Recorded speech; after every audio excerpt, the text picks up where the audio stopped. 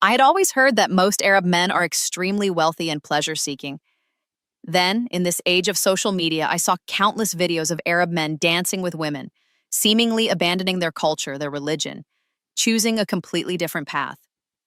Yet I never believed Arab men possessed any special qualities. I used to wonder how they managed to take multiple wives.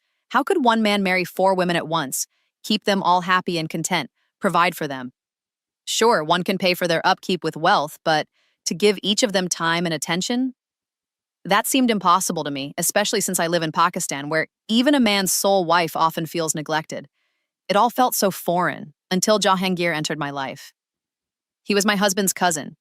He'd spent many years working in Saudi Arabia, and now, on vacation, he'd returned, coming to stay with us because he had no other family here. Only my husband, Adnan, was his relative, and he'd always come to our home. Since this was his second visit after my marriage, I felt uneasy about living under the same roof with him for 2 whole months. As before, my husband tried to reassure me. "It's only 2 months," he said. "Jahangir has no one else except us. Where else would he go? We even have an extra room, so don't worry. He's a very honest, pious young man." Yet I knew why Adnan insisted on his stay. Jahangir arrived bearing expensive gifts, cash, and valuables, and on leaving, he handed much of it straight to Adnan. Greedy for his cousin's money, Adnan treated him with lavish hospitality and expected me to cater to him too, hanging on his every word. The last time he visited, he struck me as a young boy, younger than I. But now, at 26 or 27, he seemed older, more experienced, more vigorous. When I greeted him, I kept my voice low and had my maid carry his luggage to his room. Since I have no children, I'm often left alone at home. Adnan worked at a shoe shop. He'd leave at 11 in the morning and sometimes not return until 1 or 2 the next morning. That's why I didn't want Jahangir staying with us, but I had no choice. Our circumstances weren't good, and he was like a lottery ticket for us. His gaze held a strange intensity. Whenever he looked at me, it felt as though he could see right through me. His smile carried a persistent insistence that made me uncomfortable, so I tried to exchange as few words as possible. 2 days passed. Adnan even took leave to spend time with his cousin. But since Jahangir was here for 2 months, on the third day Adnan returned to work, instructing me to ensure Jahangir never lacked anything. Meals and drinks on time, plenty of coffee to keep him warm in the cold weather. I watched Adnan leave with anger, resenting the solitude I faced in our large, empty house. I had never been able to tolerate having anyone else under the same roof, let alone be turned into someone's unpaid maid. For the past 2 days, Adnan had managed everything himself, so I hadn't worried. But once he left for his shop at 11 in the morning, it was just Jahangir and me in the house. And an uneasy resentment began to build within me. I spent half the day deliberately hiding away in my room, but when lunchtime rolled around, I had no choice but to emerge. I was creeping toward the kitchen when I saw Jahangir already inside. I froze, then took my place quietly at the door. The kitchen was so small and I didn't want to be there with him. He turned, smiled, and greeted me. "Bobby, I thought you might still be asleep, so I decided to make lunch." On one stove, a pot of vegetable pulao was simmering. On the other, milk was coming to a boil. He was chopping more vegetables with practiced ease. Surprised, I asked, "What are you doing?" He replied cheerfully, "I'm cooking pulao and a sweet treat for you too. You were sleeping, so I went out and bought everything myself." Watching his nimble hands, I felt a flush of shame. "Jahangir, you didn't have to do this. I can handle cooking for myself. You should rest. After all, in Saudi you must work constantly." Yet pity washed over me when I remembered that he had no parents here and his sisters were married off. Adnan was his only family in Pakistan, which was why he kept coming back to our home. Until now, I had greeted him with such cold reserve. Realizing this, I stepped fully into the small kitchen. He waved it off. "No, Asma Bhabhi, please don't worry. I'm used to looking after myself, and I'd be bored alone here. Honestly, I'm thinking of marrying before I go back." His unexpected confession stunned me. I'd never imagined marriage was on his mind. I blurted, "You've come here to find a bride? Have someone in mind?" He moved a bit closer, appraising me from head to foot. "I do have someone in mind," he said softly. "If you'll help me, everything will be possible." Taken aback, I struggled to understand him. He smiled and said, "Let me finish setting the table. I'll call you when everything's ready." Then he returned to his work. I sat at the dining table in silence, my mind in a whirl. Who was he planning to marry? And why did he feel the need to win my favor? A few minutes later, he emerged with plates arranged before me. Bobby, you don't look happy, he observed, glancing at me. Doesn't Jahangir Bhai take care of you? His gentle concern sent tears welling to my eyes. What could I tell him? My husband had never managed to make me this comfortable. I longed for children, yet Adnan was incapable of giving me any. And still, I loved him with all my heart. I'd never once thought of leaving him, and my silence must have given Jahangir the wrong idea because he finally said, Bobby, I feel something isn't right between you and Adnan Bhai. I want you both to be happy together. I forced a smile and replied, Adnan and I are perfectly happy. You've misunderstood. He persisted.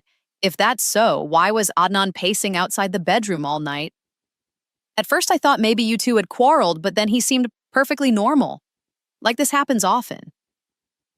Don't you even share the same room at night? His overly personal questions set me on fire. I glared at him in anger. Jahangir, this is between me and Adnan. It's none of your business. Please stop meddling. Seeing my mood, Jahangir went silent for a moment, then apologized. I only asked because I want to see you happy. It just seems there's a gap between you two. I arrived 5 years ago, and back then you were childless, but happy together. Now it feels different.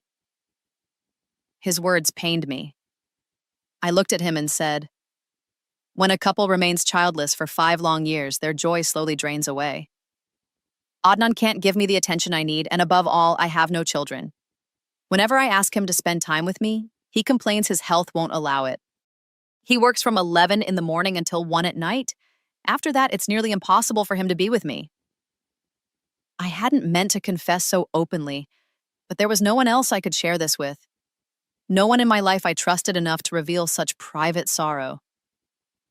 Indeed, Adnan kept me at arm's length. The moment I drew near, he would excuse himself, too tired to stay. Just last night, he had done exactly that, and in my frustration, I'd blurted it all to Jahangir. Jahangir listened in silence, then said, You know, Arab men can have 4 wives, and often women live in their harems. The astonishing thing is, they somehow keep them all extremely happy, because their strength is entirely different. He gave a half smile. I stared at him. His words oddly rang true. A friend of mine in Saudi Arabia had told me much the same. Most Arab men there marry more than one woman, though I'd assumed it was for religious reasons. Now I wondered if a man simply needed extraordinary stamina to keep 4 wives satisfied. I looked at Jahangir in disbelief and finally asked, Do they really keep all 4 of their wives happy? He nodded. Yes, you know I've lived there 8 or 9 years, so I've seen it firsthand. In fact, I work in an Arab woman's household as a cook. It's my job to prepare their meals. I know many things about their culture that others don't. Did you know Arab men use a special remedy that lets them keep not just 4 but 40 wives happy? Here, men can't even satisfy 1 wife, he said, giving me a look that made me flush with shame, as if he'd caught me in a secret. I felt a pang of regret for having spoken so freely about my own marriage in front of him. If he repeated such things to Adnan, what would become of our relationship? So I folded my hands in apology. Jahangir, I spoke thoughtlessly. Please don't mention any of this to Adnan, I begged. He immediately grasped my hands and said, Bobby, I care for you deeply. You've always looked after me. You mean everything to me. Whenever I come to Pakistan, I stay at your home because here I feel at home. Why would I ever want to damage the bond between you and Adnan Bhai? But I worry about the distance between you two. Trust me, everything will be fine soon. Don't worry. I nodded, feeling reassured, and began to eat the delicious meal he had prepared. Each bite was so flavorful, I kept licking my fingers. Surprised, I said, I didn't know you cooked for Arab women. This food is incredible. He smiled and replied, My cooking is famous there. All the friends of the lady I work for come just to taste my dishes. And you know what? I even introduced them to Pakistani cuisine. He laughed and I smiled back. After the meal, I went to wash the dishes while he stepped out. In the evening, he returned carrying bags of groceries and household supplies. Embarrassed, I said, You didn't have to bring all this. You're our guest. If you need anything, just let me know. He sat down beside me and replied, I know your situation. Adnan Bhai's shop doesn't earn enough for you to live comfortably. You needn't worry. I have no family here to spend money on. I brought gifts for my sisters back in Saudi Arabia and have already given them away. My brothers-in-law are very greedy, so I don't want to make them dependent on me. Or tomorrow they'll pester my sisters even more. His words made me wonder, harshly, if Adnan kept him around out of the same greed, but I dared not say so. Jahangir chatted with me for some time, and I realized he wasn't the villain I'd imagined. He was a caring, considerate man. Perhaps he, too, struggled with loneliness and isolation, just as I did. So I decided to befriend him. Yet sometimes, during our conversations, he'd make cryptic remarks I couldn't decipher. Then one night, when Adnan returned from the shop, and I tried to spend time with him, he snapped at me. I'm exhausted. Let me rest. His words brought tears to my eyes, and through sobs I said, Adnan, why don't you understand? I need your attention and your closeness. I long for children. I want us to consult a good doctor so we can fill our arms. Hearing this, Adnan grabbed a glass from the side table and hurled it against the wall, shouting, Do you know I don't have money to chase after doctors? Doctors' fees, the cost of medications and tests, it's all beyond my means. First, you call me barren, and on top of that, you've made my life a torment. His words struck me like a dagger, and my heart felt as though it had been torn to pieces. I stared at him in disbelief. Adnan, who told you I was barren? We've never taken me to a reputable doctor, nor have I ever had any treatment. So why have you branded me barren? I'd spoken the truth that had burdened my heart for years. There could be nothing wrong with me, so the problem must lie with him. His behavior had reflected it perfectly. Furious, he stormed out of the room, and moments later I heard the front door slam behind him. I broke down in tears, sobbing uncontrollably. Before I knew it, Jahangir slipped into the room. He paused at the door, concern etched on his face. Bobby, are you all right? What was that terrible crash? And the door just now, did he really leave the house? He crossed the room, protecting his foot from broken glass, and sat beside me on the bed. Through my tears, I poured out my pain. Your brother calls me barren, yet I feel the problem lies with him. He refuses to see a doctor, refuses to be close to me. How long must I endure this loneliness? If only I had a sister to confide in, or any sibling, or even my parents. Alas, I am utterly alone in this world. I wish Mom and Dad had spent more time with me. They might have shared my pain instead of leaving me the lone child of this family. I laid my head on his shoulder and wept. Gently, he stroked my hair and hushed me. Then he said, Bobby, if you think Adnan has a problem, I can help you fix it. His words startled me. He continued, Perhaps he truly does have a weakness. I can treat him the same way Arab men maintain their strength. You know I cook for Arab families. I know exactly what they eat to stay strong. Tomorrow night, I'll prepare that dish for you to feed to Adnan. Keep this up for a day or two and you'll see the difference. Grateful yet embarrassed that he, a man unrelated by blood, would speak so frankly, I thanked him. He returned to his room. Adnan didn't come home before dawn. When he finally arrived, he sipped a single cup of tea and fell straight to sleep without a word of apology for last night's outburst. Despite believing it was solely his fault, I still couldn't bear his coldness. So at lunchtime I called him and surprisingly found myself apologizing to him. I'm sorry, Adnan, I whispered. I can't bear your anger. Tonight I'll prepare a very special dish for you. He brightened at the promise. He loved good food. That evening, Jahangir busied himself in the kitchen for hours. When he finally set the table, the aroma filled the entire house. He had prepared a small, exquisite dish and placed it before Adnan with pride. Adnan savored every bite, then retired to bed contented. Jahangir smiled across at me. "Just keep feeding him this for 2 or 3 more days," he said, "and you'll see all his fatigue and weakness vanish." I thanked him again, though I blushed at the thought of accepting such advice from him, but the heart teaches us to do what circumstances demand. I washed the dishes and tidied the kitchen, then returned to our room and found Adnan already awake, waiting.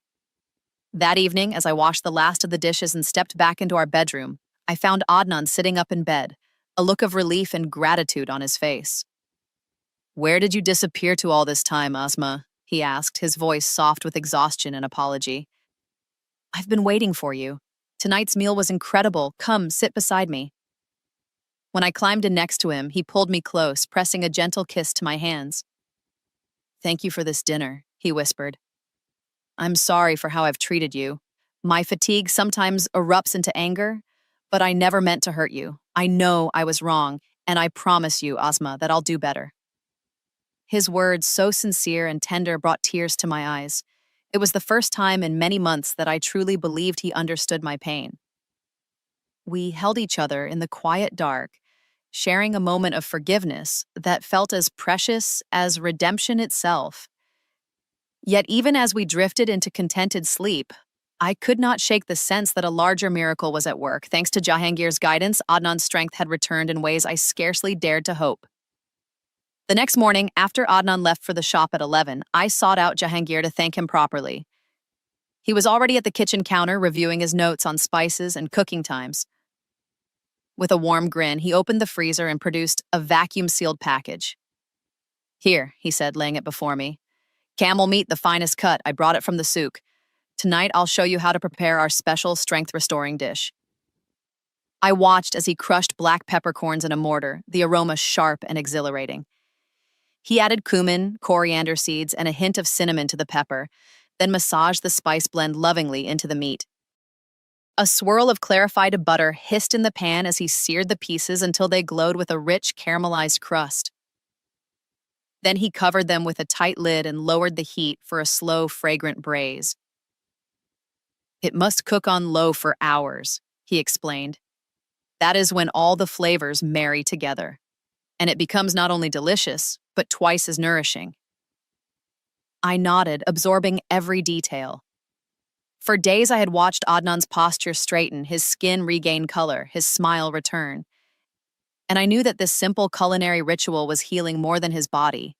It was mending our marriage. When I offered him the first spoonful that evening, he closed his eyes in delight. Each bite seemed to awaken him, the tension in his shoulders melted away, and he ate with a vigor I had not seen in years. After dinner, as he leaned back and stretched, a contented sigh escaped him. "Thank you," he said, taking my hand. "I don't know what you've changed, but I feel new again." I smiled, recalling Jahangir's promise. "It's a tradition from his land," I murmured. "It's meant to restore a man's vigor, just as a camel's meat and pepper give strength." Adnan chuckled, brushing a strand of hair from my face. "Whatever it is, keep it coming." That night, I found Jahangir cleaning the kitchen. Emboldened by the transformation in my home, I approached him. "Thank you," I said, offering a simple embrace. "You've brought light back into our lives." He smiled, a secret glint in his eye. "No need for thanks, Bobby, but there is something else I'd like you to consider." I frowned, curious. Jahangir hesitated, then sighed. "You remember my cousin Rabia, do you not? When I first returned, I saw her at the family gathering. I admired her grace and kindness, and I've carried that admiration with me since. If you think it appropriate, I would like to ask you to arrange our marriage." I stared at him in surprise. Jahangir, so devoted to our household and so unassuming, now admitted that he wished to wed my cousin.